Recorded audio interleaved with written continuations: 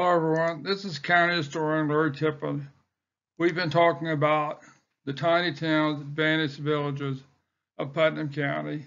Today we're going to talk about Russellville and then the lesser known Darter and how it was related to Russellville, and also the county that almost was in relation to Russellville. As we're going through this presentation, we'll have various maps, newspaper articles, and so forth. And if it gets to the point where I'm going too fast and you want to pause to read that information or study the maps more, you can hit the pause button. Or if we've gone ahead too fast, you can left click this little circle and drag it back to go to the previous screens. Russellville was platted in 1829, one of the early communities in Putnam County to be platted. Land owned by James Manners and Francis Owen. Manners built the first house after the town was laid out. The original plot was at the north end of what we now consider Russellville, flanked by the Durham Cemetery to the west and the Russellville Cemetery to the east. There's a map of Putnam County, courtesy of the Library of Congress, where you can access online if you want to search for it. It's got the detail, the various communities, as well as a map of the county itself. And they have the map of Russellville. You notice that this is Harrison Street, the same Harrison Street we have now, the main north and south street that goes through town, and Morgan Street, which is the county road that goes east and west. The Russellville Cemetery is about over here, and here's the Durham Cemetery. Most people aren't familiar with it, a small cemetery of the Durham family. And you notice there's a public square right in the middle, the original plat of Russellville. There's a store and post office. And you have Harmonia College and then the Harmonia Boarding House. We'll talk about all those as we go. You see Durham began, had a big brick house, which is still standing. Now the Senate House. One of the McGanns married a Senate. And then in 1864, also includes a business directory. You see quite a few businesses here. See 2 doctors, 2 dry goods, grocery stores, and so forth. The principal of the college is listed, and others. By 1879 now, this is included in the 1879 Atlas and the History of Putnam County. We've recently reproduced this history at the Putnam County Public Library. If you'd like to get a copy of it, high quality reproduction. It includes the detail of various communities, including Russellville. We still see the public square at the corner of Harris and Morgan Streets. What was Harmonia is now a graded school. You see the McGann, the churches, the store, and so forth. Jacob Durham came to town, as did Smith, blacksmith, soon after the town was platted. He came to town basically destitute, didn't have anything to his name, only had hard work and ambition. Became the leading citizen of the community, said to be a business force in 3 counties, as noted in his obituary when he died. By 1839, Durham built a really nice log home. And then when he died in 1864, his obituary said that he was one of the wealthiest men in Putnam County. Here's a photo of his home, courtesy of the Indianapolis News. Article 1901 has a very nice summary of Russellville and Durham. It's the northeast corner of Harrison and Morgan Street. Let's talk about the academy then. Jacob Durham and his wife Rachel, donated land to establish the Russellville Academy. So it became a large 3-story building which was constructed on that land, located in the original plat of Russellville in the west end of town, the west end of Morgan Street, just east of the Durham Family Cemetery. The academy, also known as the Russellville Classical Academy, Harmony College, and Harmonia, opened its doors to students in 1856. Said to have an enrollment of up to 250 students at its peak in the 1860s. Enrollment declined. It was discontinued entirely in 1871. So what was happening back then in the 1850s, 1860s, the state of Indiana was not taxing the public schools, or what then called common schools, at a sufficient level to really get a good education. So if you wanted your children to get a good education, you had to send them to a private school, so to speak. So that's why so many academies were created. And then later, in the 1860s, and then in the 1870s, you started to see public supported schools. So therefore, the private schools became less popular and were not able to support themselves, because why would you pay to send someone to school when you could send your students to a public supported free school? And then also in the early 1860s, many of the students were going off to the Civil War. That's another reason enrollment went down. The ones that are old enough. Then in the early 1860s, the institution came under the control of the Methodist Northwest Indiana Conference, and the Durhams deeded to the trustees of the Russellville Seminary the land where the academy was situated, July 4th, 1861, and we believe that is when the name was changed by the Methodist Northwest Indiana Conference from the Russellville Academy to Harmonia. Then across from the Academy building on the north side of the road, as we saw, was a boarding house which can house up to 35 female students primarily. Students could also board with local citizens at a cost of $3 to $3.50 per week. And then there's a sort of a boarding house of sorts for the instructors. The term was split into 3 12-week terms per school year, September to May, and they offered preparatory courses as well as collegiate courses. Collegiate courses were generally what we would now consider the 3-year high school, but that was the advanced learning you got at the time. This was an advertisement, really, really nice, that we ran across this. In the banner, in 1868, it's a very long article, so I split it up into 3 parts so we could view it. Was advertising for the upcoming school year for what was then called the Russellville Classical Academy. Not sure why it's not called Harmonia. It's called the Russellville Classical Academy. For the 1868-69 school year, see the Board of Trustees, which is a who's who of the primary citizens of Russellville: Brumfield, Evans, Fordyce, Durham, Grimes, Wilson, and then the teachers. And continuing with that, it has the cost schedule for the 12-week term. So it's just each 12-week terms. So it'll be 3 times this if you want the entire school year. With the primary classes, which would be considered elementary, so to speak, and then the preparatory, and then the first, second, third year of academic, and then the collegiate studies, and then some classical studies and so forth. And you can pay extra, $10 for music on the piano and organ, and they had $2 rental for the instruments per term. Then it goes on to say at the end, it says, there was a large boarding house capable of accommodating about 35 students, primarily female students, and then the 3 to 50 for room and board for private citizens. If there's no more boarding room for the school, they're looking for a piano and organ and so forth. It's a very nice article. If you want to read the whole thing, you can go to the Hoosier State Chronicles and find in the Greencastle banner on this date. This is the photo in the banner graphic in 1973, where there was a write-up about the Classical Academy and Harmonia of the school. Now, it noted in the photo that this is probably students, and I think it's really somebody had the foresight to take a photo of this building that was being dismantled. You see the windows are broken and boarded up, And these are probably the workers that are getting ready to dismantle the building.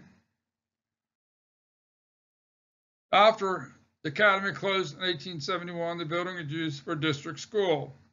That's why we see it as a graded school in 1879.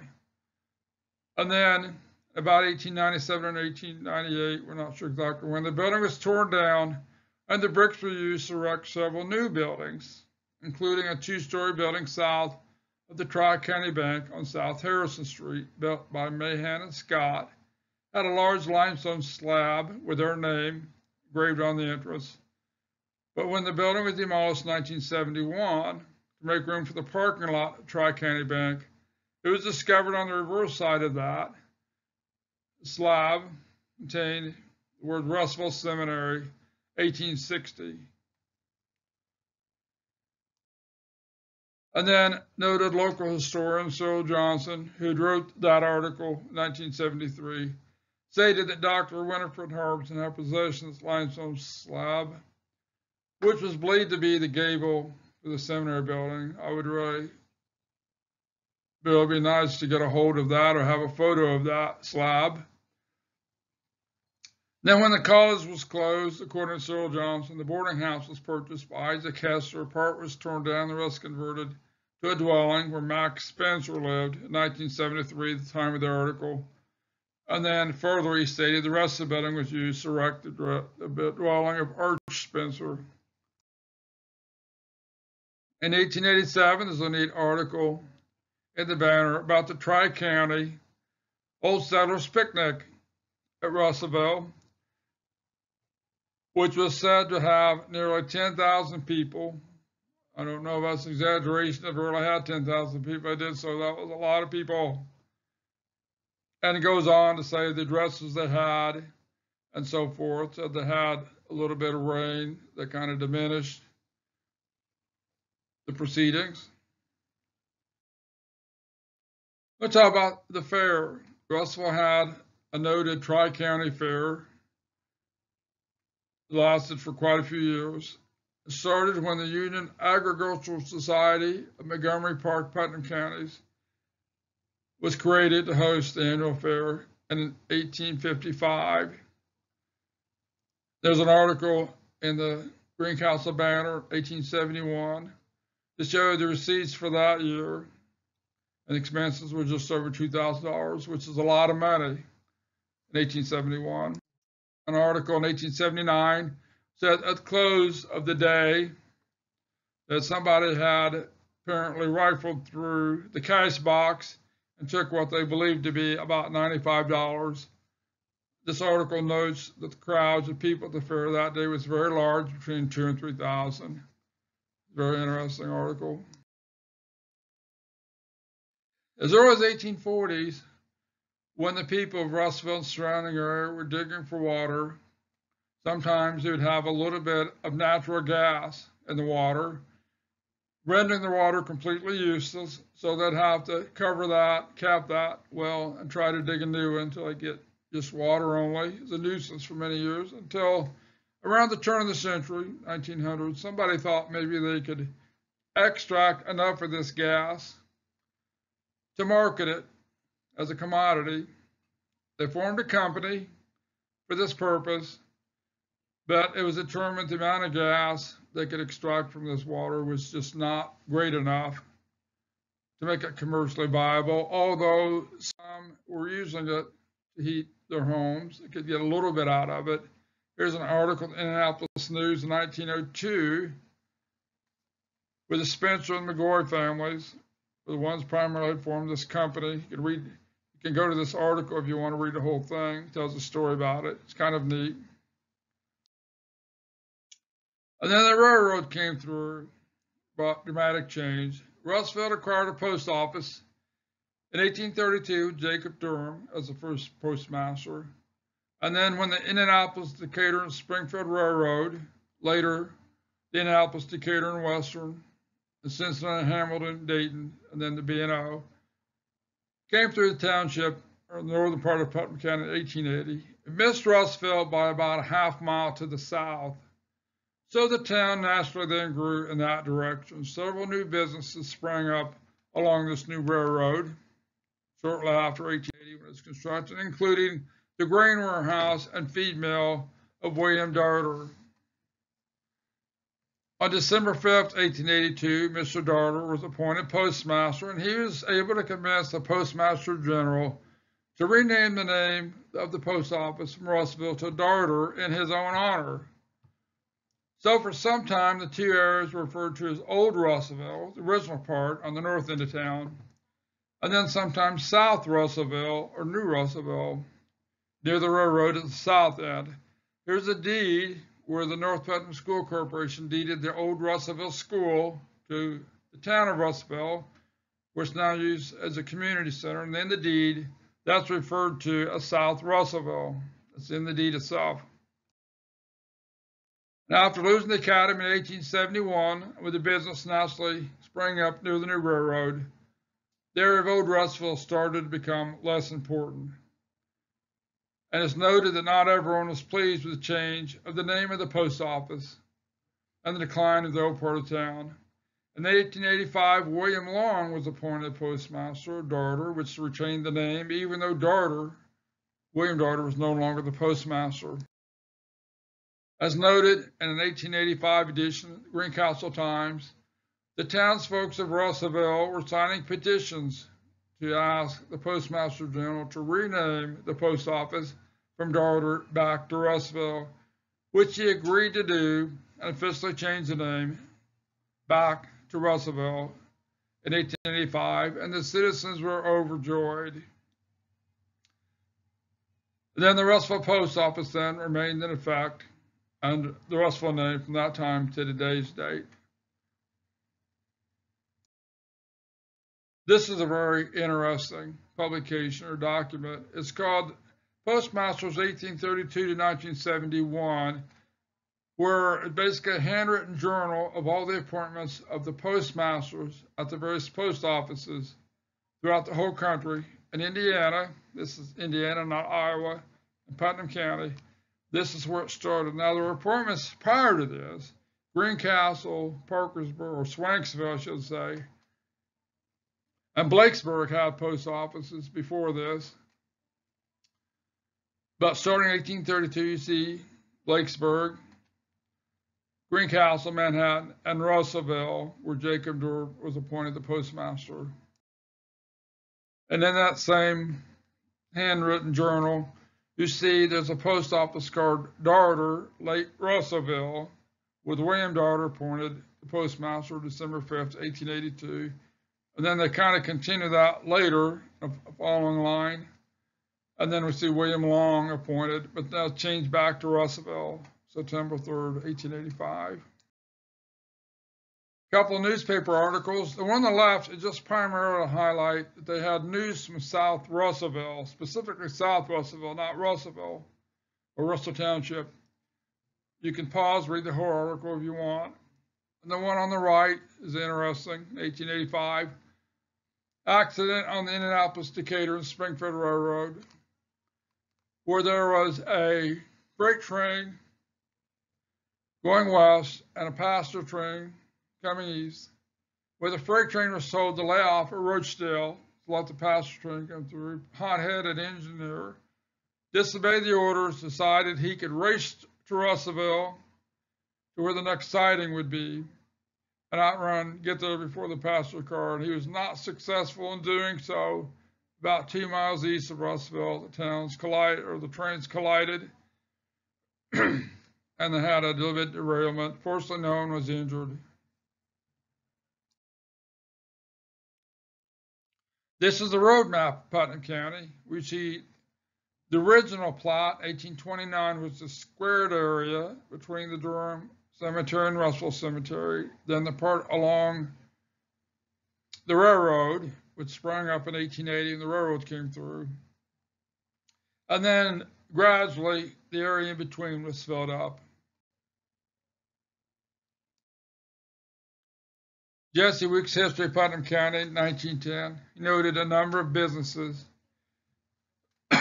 including flour mill, 2 sawmills, grain elevator, lumber yard, hardware stores, 3 general stores, grocery, 2 restaurants, 3 barber shops, furniture and undertaking. It was common at that time for the undertaker to also have a furniture store because undertaking didn't take up all your time and you could sell furniture in the unused part of the building. Meat market, drugstore, so forth, so on, 3 physicians, a newspaper, and the Russellville State Bank, which had been formed. You can read a lot about some of these businesses and more facts of Russellville in Malcolm Romine's recently published book of Russellville. I abstracted from the Census Bureau the population of Russellville, beginning of 1880, and you see there's about 300 or so, peaked almost 500 in 1920.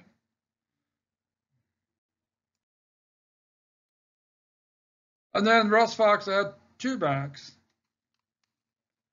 The Russellville Bank and the State Bank of Russellville, which are 2 separate banks that never merged with each other, 2 separate banks.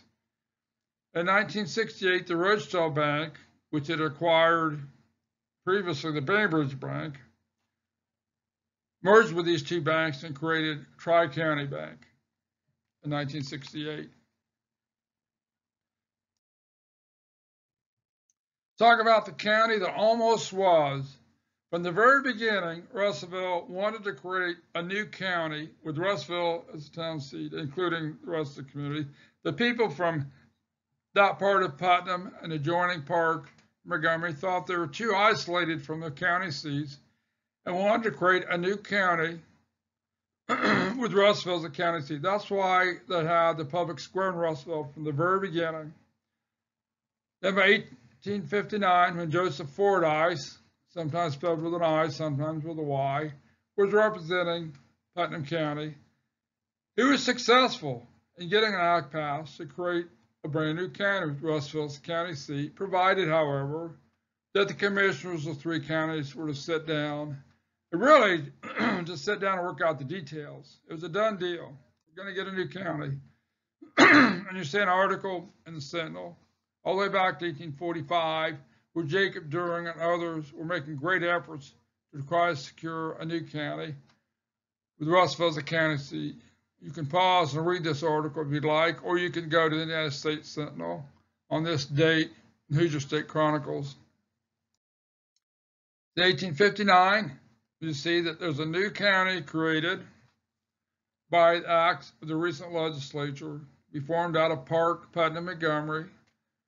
And then the commissioners are, as we speak, engaged in laying it off, and it is to be called Bourbon, with Russellville as the county seat. I'm not sure. I never could find documentation of the origins of that, whether they named it after Bourbon County, Kentucky. We know that some of the early settlers of Russellville did come from Bourbon County, Kentucky, or possibly that was somebody's favorite beverage. I don't really know.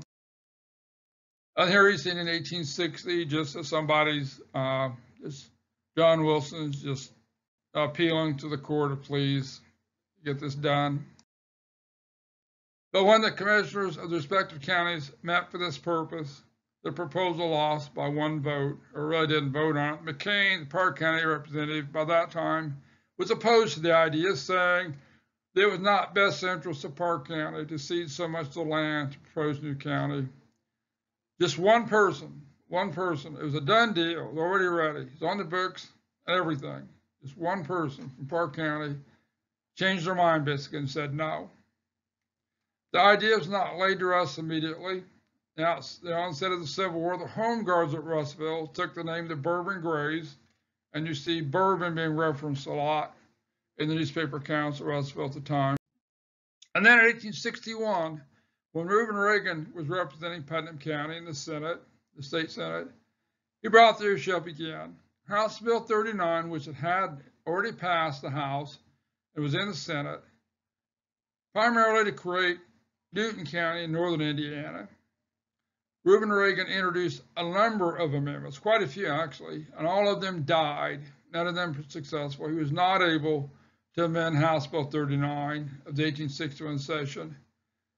So the Bourbon County idea then was settled, resulting in Russellville and the surrounding area forevermore remaining part of Putnam. That came that close to losing a significant chunk of Putnam County's new county.